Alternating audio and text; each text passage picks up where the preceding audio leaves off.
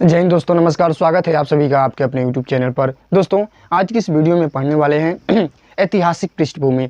आखिर में जब एम लक्ष्मीकांत को हम ओपन करते हैं तो सबसे पहले हम लोग के देखने को मिलता है ऐतिहासिक पृष्ठभूमि। ऐतिहासिक पृष्ठभूमि क्या है?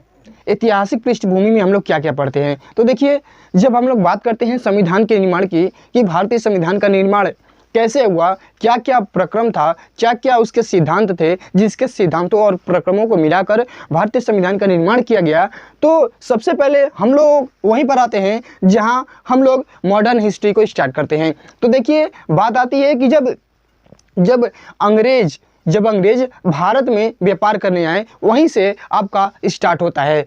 क्या स्टार्ट होता है? तो पृष्ठभूमि। वहीं से हम लोग देखेंगे कि किन किन अवधारणाओं से, किन किन प्रक्रमों से, किन किन सिद्धांतों का पालन कर करके किन किन अधिनियमों के बाद से हम लोग का संविधान आखिर में तैयार हो पाया। तो देखिए, सब कुछ देखेंगे। तो देखिए, भारतीय संविधान के निर्माण की ऐतिहासिक पृष्ठभूमि। तो देखिए, थोड़ा सा तो है नहीं। कितने लोग क्या करते हैं कि एक ही वीडियो में वन शॉट में, सिर्फ 1 से 2 घंटे के वन शॉट में आपका पूरा ऐतिहासिक पृष्ठभूमि खत्म कर देते हैं। लेकिन जितना छोटा है ना, जितना नाम छोटा है ऐतिहासिक पृष्ठभूमि, उतना ये आसान नहीं है। बहुत ही आज से हम लोग स्टार्ट कर दिए हैं इंडियन पॉलिटी को पढ़ना, और आज से रेगुलर आपको क्लास मिलती रहेगी, तो हमारे साथ जरूर जुड़े रहिएगा। तो देखिए, ऐतिहासिक पृष्ठभूमि में जब हम लोग बात करते हैं तो बात आती है 1600 ईस्वी से। 1600 ईस्वी से बात आती है जब ईस्ट इंडिया कंपनी भारत में आती है। देखिए, जब ईस्ट इंडिया कंपनी भारत में आती है तो उसका उद्देश्य सिर्फ यही रहता है कि हम लोग चलो, भारत में स्रोत हैं, भारत में सोर्सेस हैं, तो वहाँ से हम लोग व्यापार करेंगे। लेकिन जब ये भारत में आती है तो भारत के लोगों के अंदर जो नेता होते हैं, नेता नहीं कह सकते हैं, उस समय जो छोटे छोटे जमींदार होते हैं, जो छोटे छोटे राजा महाराजा होते हैं, उनके विचारों को देखकर, उनके थॉट प्रोसेस को देखकर उनको ये लगता है कि हम लोग, जैसी यहाँ की स्थिति है, हम लोग यहाँ पर राजनीतिक सत्ता भी स्थापित कर सकते हैं। तो व्यापारिक के उद्देश्य से आने वाले अंग्रेज ने बाद में राजनीतिक सत्ता स्थापित करना चाहा।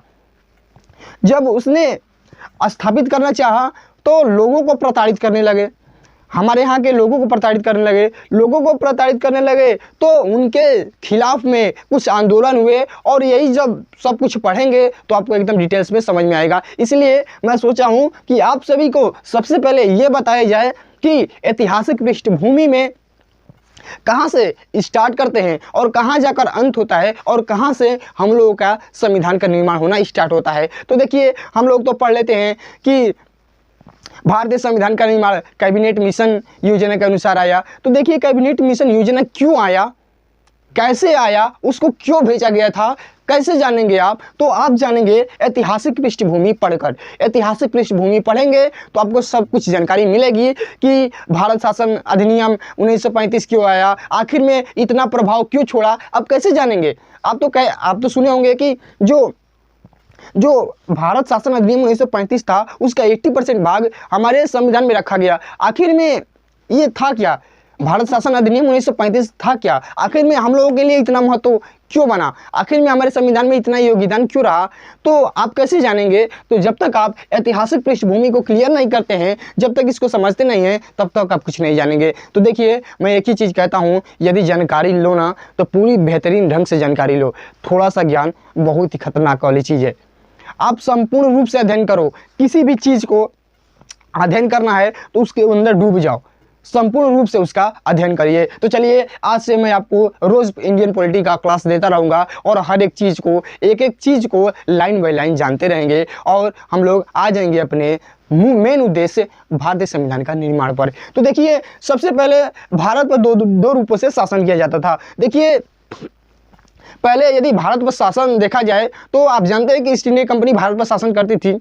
ईस्ट इंडिया कंपनी के जो अधिकारी थे वो भारत पर शासन करते थे। तो देखिए, हम लोगों पर यानी भारत पर 2 रूपों से शासन किया जाता था। पहला जो कंपनी का शासन था उसको पढ़ेंगे, उसके बाद जो सम्राट का शासन था।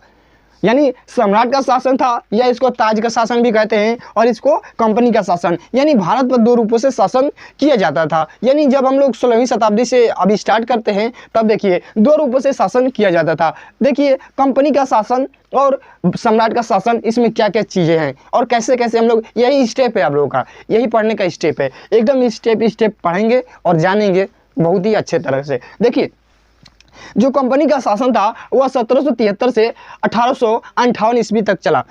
इसके बाद सम्राट का शासन आया। सम्राट का शासन 1858 से लेकर 1947 तक चला। आखिर में आप एक क्वेश्चन कर सकते हैं, यदि मैं आपसे एक क्वेश्चन पूछ लूँ कि कंपनी का शासन 1773 से तो स्टार्ट हुआ, ये तो ठीक है, लेकिन अंग्रेज तो शासन किए थे 1947 तक ना, तो आखिर में कंपनी का शासन 1858 तक ही सीमित क्यों रह गया? आखिर में ये आगे क्यों नहीं बढ़ा? क्यों इसके बाद आकर ब्रिटिश सरकार अपना शासन करने लगी? आखिर क्या कारण था? ये कब जानेंगे? जब आप इस ऐतिहासिक पृष्ठभूमि को अध्ययन करेंगे तब जानेंगे। तो देखिए कंपनी का शासन 1773 से 1858 ईस्वी तक चला। इसके अंतर्गत क्या क्या थे? देखिए पहला 1773 का रेगुलेटिंग एक्ट आया। अब मैं आपसे पूछ दूं कि रेगुलेटिंग एक्ट का मतलब क्या होता है? रेगुलेटिंग एक्ट को आखिर में क्यों लाया गया? रेगुलेटिंग एक्ट का लाने का उद्देश्य क्या था? इसका महत्व क्या था? और इसका जो अंततः परिणाम निकला वो क्या हुआ? तो आप कैसे जानोगे भाई? जब तक आप ऐतिहासिक पृष्ठभूमि को नहीं पढ़ लेते हैं तब तक आप नहीं जानेंगे। तो देखिए सबसे पहले हम लोग पढ़ेंगे 1773 का रेगुलेटिंग एक्ट। इसके बाद आता है 1781 का संशोधन अधिनियम। इसके बाद आता है 1784 का पिट्स इंडिया एक्ट। इसके बाद आता है 1786 का अधिनियम। इसके बाद आता है 1793 का चार्टर एक्ट। इसके बाद आता है चार्टर एक्ट 1813। यानी चार्टर कानून कहिए, एक्ट का मतलब क्या? कानून। तो चार्टर कानून कहिए या चार्टर एक्ट कहिए। चार्टर एक्ट 1813, चार्टर एक्ट 1833 और चार्टर कानून या एक्ट 1853। ये रहा कंपनी का शासन। यानी ये कंपनी के द्वारा शासन किया गया था और सरकार द्वारा इसमें कुछ संशोधन भी किया गया था।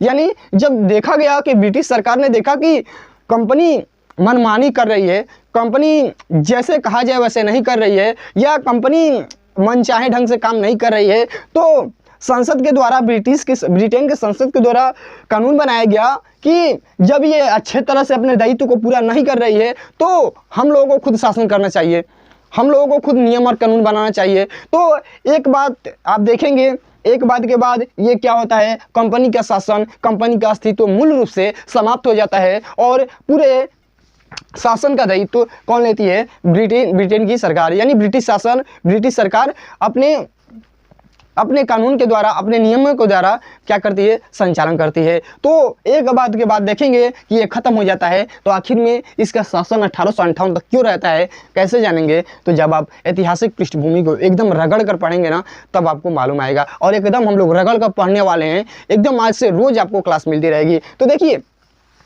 इसके बाद आता है सम्राट का शासन, ताज का शासन, ब्रिटिश सरकार का शासन, जो कहिए आप। देखिए भारत शासन अधिनियम 1858, भारत शासन अधिनियम 1858। इसके बाद आता है भारत शासन अधिनियम 1861। इसके बाद आता है भारत शासन अधिनियम 1892। इसके बाद आता है भारत शासन अधिनियम 1909। इसके बाद आता है भारत शासन अधिनियम 1919। इसके बाद साइमन आयोग आता है। इसके बाद भारत शासन अधिनियम 1935। इसके बाद आता है भारतीय स्वतंत्रता अधिनियम 1947। इसके बाद जाकर देश आज़ाद होता है। और जब देश आज़ाद होता है तो हमारे देश को लगता है कि जब एक स्वतंत्र राष्ट्र बन गया है तो इसके लिए एक संविधान की ज़रूरत होगी, क्योंकि संविधान को आप जानते हैं कि संविधान ऐसे निश्चित नियमों का संग्रह होता है जिससे किसी देश की शासन व्यवस्था को चलाई जाती है। तो जब भारत एक स्वतंत्र राष्ट्र बना तो उसको चलाने के लिए उस देश का, उस राष्ट्र का, उस राज्य का संचालन करने के लिए नियम कानून होने चाहिए। और नियम कानून कहाँ रहते हैं? तो एक संविधान के द्वारा किसी देश के शासन प्रणाली को चलाया जाता है। तो जब भारत स्वतंत्र हुआ, जब भारत और पाकिस्तान अलग अलग राष्ट्र बने, तो भारत को भी लगा कि हम लोगों को अपने देश का निर्वहन करने के लिए, देश के शासन प्रणाली को चलाने के लिए एक संविधान की आवश्यकता होनी चाहिए। तो वहीं पर आता है हम लोगों का कैबिनेट मिशन। तो देखिए भारतीय स्वतंत्रता अधिनियम 1947 को जब पढ़ेंगे तो हम लोग को सब कुछ समझ में आएगा। देखिए आप सोचेंगे कि मैं एक ही शॉर्ट वीडियो में पढ़ लूँ तो आप नहीं पढ़ पाएंगे, कभी नहीं पढ़ पाएंगे, क्योंकि हर एक चीज़ को, जब तक आप हर एक चीज़ को डिटेल्स में नहीं पढ़ेंगे तो आपकी जानकारी कैसे पूरी होगी। जब तक आप हर एक चीज़ को, कहते हैं ना कि उसको ढूंढ ढूंढ कर पढ़ो। क्यों? आपसे कहा गया है कि पढ़ने का 2 सिद्धांत है, पढ़ने के 2 सिद्धांत हमेशा बनाइए। क्यों? क्या? जैसे मैं पूछूं कि 1773 का रेगुलेटिंग एक्ट क्या था, यानी क्या, वाट क्या था, और वाई, पढ़ते टाइम हमेशा आप वाट एंड वाई पर हमेशा फोकस करें, क्योंकि जब वाट जानेंगे और वाई जानेंगे तो आपका पूरा कॉन्सेप्ट क्लियर होगा और पढ़ने में बहुत ही आनंद आएगा। जैसे मैं आपको पूछूं कि 1773 का रेगुलेटिंग एक्ट क्या था, क्यों लाया गया था, तो आप जब क्या और क्यों पर फोकस करते हैं ना, तो आप पूरे उसके अंदर गहराई में जाने लगते हैं, उसमें से ढूंढ ढूंढ कर पढ़ने लगते हैं। तो देखिए, थोड़ा सा मत पढ़िए, हर एक कुछ। तो देखिए, सबसे पहले हम लोग बात करते हैं कंपनी का शासन 1773 से 1758। सबसे पहले हम लोग यही बात करेंगे, लेकिन मैं इस वीडियो में उसका बात बिल्कुल नहीं करूंगा। पूछिए क्यों? क्योंकि सबसे पहले मैं आपको समझाऊंगा कि रेगुलेटिंग एक्ट क्या था।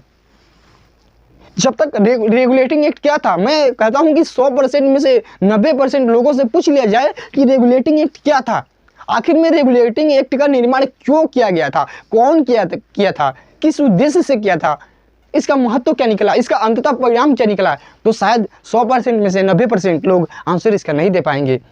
तो मान लीजिए ऐसे पढ़ाई का क्या, यानी जो चीज़ आप पढ़ लिए हैं, आप नाम भी जानते हैं, 1773 का रेगुलेटिंग एक्ट, 1781 का अधिनियम, यानी सब कुछ जानते हैं, लेकिन आप ये नहीं जानते हैं कि ये रेगुलेटिंग एक्ट क्यों था, क्यों बनाया गया था। तो देखिए, इतना तो हम लोग का पृष्ठभूमि है।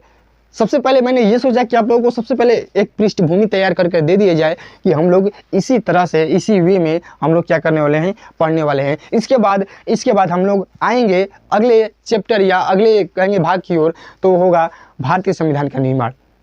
ये क्या था? ये एक ऐतिहासिक पृष्ठभूमि था। आप बार बार फोकस करिए, भारतीय संविधान के निर्माण की ऐतिहासिक पृष्ठभूमि, यानी हम लोग भारतीय संविधान का निर्माण नहीं देख रहे हैं, भारतीय संविधान के निर्माण का जो ऐतिहासिक पृष्ठभूमि था, ये वो है। इसी ऐतिहासिक पृष्ठभूमि के चलते भारतीय संविधान सभा का निर्माण होता है, जिसके अंतर्गत भारतीय संविधान का निर्माण होता है। तो इस वीडियो में इतना ही। अगला वीडियो बहुत ही महत्वपूर्ण है, क्योंकि अगले वीडियो में हम लोग जानेंगे रेगुलेटिंग एक्ट के बारे में, आखिर क्यों बनाया गया रेगुलेटिंग एक्ट, क्या महत्व था, क्या उद्देश्य था, सब कुछ जानेंगे। उसके बाद आपका एक चीज़ क्लियर करेंगे, चार्टर कानून क्या था, चार्टर एक्ट क्या था, भारत शासन अधिनियम क्या था, सब कुछ लाइन बाय लाइन पढ़ते जाएंगे। तो चैनल पर नहीं तो चैनल को जरूर सब्सक्राइब करिएगा। वीडियो कैसा लगा, सबसे बड़ा महत्व है, सबसे बड़ा उद्देश्य है इस वीडियो को बनाने का कि आपको ऐतिहासिक पृष्ठभूमि समझाना। ये ऐतिहासिक पृष्ठभूमि है, इसी के आधार पर संविधान सभा के द्वारा भारतीय संविधान का निर्माण किया गया है। तो ये ऐतिहासिक पृष्ठभूमि है। तो सबसे पहले मुझे ये जानना है कि यह वीडियो कैसा लगा, तो इसका जवाब कौन देगा, तो आप लोग देंगे। तो कमेंट में अवश्य बताइएगा कि यह वीडियो आप लोगों को कैसा लगा। फिर मिलते हैं अगले नेक्स्ट वीडियो के साथ। अगला वीडियो बहुत ही मज़ेदार होगा, तो उसे ज़रूर देखिएगा। वीडियो देखने के लिए बहुत बहुत धन्यवाद।